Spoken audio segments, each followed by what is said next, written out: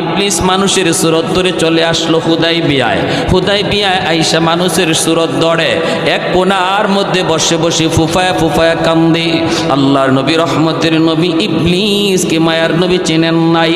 নবীজি যায় জিজ্ঞেস করেন, কে গো তুমি? তোমাকে কোনোদিন দেখলাম না, কেন তুমি এই জায়গায় কান্দ? এমনি পরিচয় দিয়া বলতেছে, মায়ার নবী গ, আমি কেন কান্দি যদি আপনাকে বলি তাহলে আপনি ঠিক থাকতে পারবেন না। পরিচয় তোমার কে? কয় আমার পরিচয় যাই না, লাভ নাই।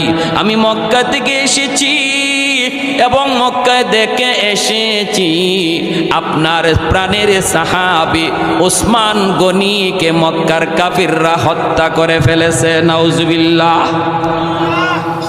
অথচ আল্লাহর নবী সাহাবী ওসমান গনিকে ওরা হত্যা করে নাই, ঠিক না? হত্যা করে নাই। আলোচনা চলছে।